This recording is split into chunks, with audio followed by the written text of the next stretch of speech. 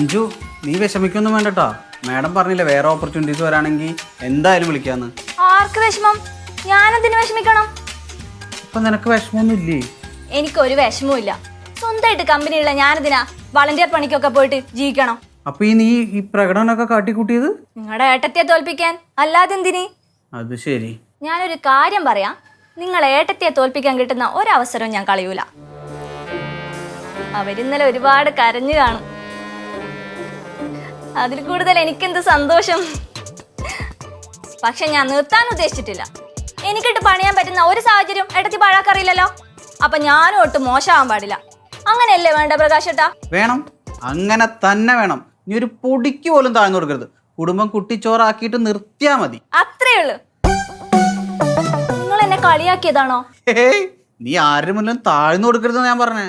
ആ, നിങ്ങളുടെ ഏട്ടത്തി ഉണ്ടല്ലോ, ആ ചാവണി, അവർക്ക് എന്ത് യോഗ്യത ഉണ്ട് എന്റെ മുന്നിൽ നിന്ന് സംസാരിക്കാൻ? അവരുടെ ഫാമിലി എവിടെ? എന്റെ ഫാമിലി എവിടെ? ഞാനൊക്കെ അവരുടെ കൂടെ സംസാരിക്കുന്ന തന്നെ വലിയ കാര്യം. അയ്യോ, അത്രയ്ക്കൊക്കെ വേണോ? ആ വേണം. നിങ്ങളെന്താ ഏട്ടത്തെ സപ്പോർട്ട് ചെയ്യണോ? സപ്പോർട്ടൊന്നുമല്ല, ഞാൻ എൻ്റെ അഭിപ്രായം പറഞ്ഞതാ. അങ്ങനെ അഭിപ്രായം പറയണ്ട. ഇനി പറഞ്ഞ നിങ്ങൾ പണയം വെച്ച സ്വർണ്ണൊക്കെ എടുത്തു തരണമെന്ന് പറഞ്ഞ് ഞാൻ ഇവിടെ പ്രശ്നം ഉണ്ടാക്കും. എന്തിന്? എനിക്കെന്ത് കാര്യം ഇതില്? നീ നിനക്ക് ഇഷ്ടമുള്ളത് പോലെ കാണിക്ക്. പ്രകാശേട്ടൻ കൂടെയുണ്ട്. ഈ സപ്പോർട്ടാണ് എനിക്ക് വേണ്ടത്. ഇത് ഞാൻ ചെയ്ത എല്ലാ ടൈപ്പുകൾക്കും ദൈവം തന്ന പണിയാ. എന്തൊക്കെ സഹിക്കേണ്ടി വരും ഇനി.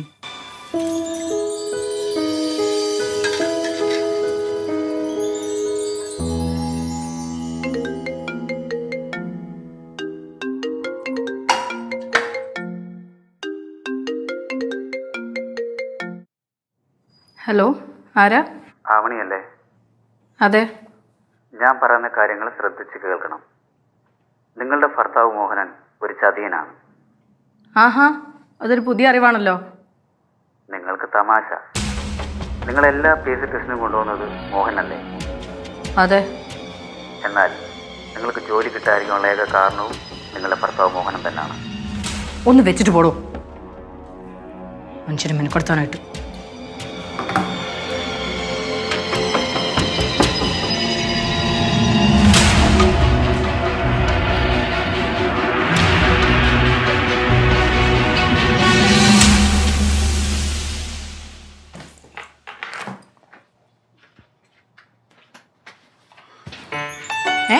നിങ്ങളിതെപ്പോ വന്ന്? ഞാൻ ജസ്റ്റ് വന്ന് കേറിയുള്ളൂ. സാധാരണ വരുന്ന വഴിയെ ആവണി ചായ എന്ന് പറഞ്ഞ് കയറണ്ടാണല്ലോ, ഇതെന്ത് പറ്റി? ഞാൻ വിളിച്ചാണല്ലോ, നീ കേട്ടില്ല? ആ, ഞാൻ ചിലപ്പോ അപ്പുറത്ത് തുണി വിരിച്ചോണ്ടിരുന്നപ്പോഴായിരിക്കും നിങ്ങൾ വന്നത്. എന്നാ ഞാൻ ചായ എടുത്തിട്ട് വരാം. ഓ, ഇനി ചായ ഒന്നും വേണ്ട. വേണ്ടേ?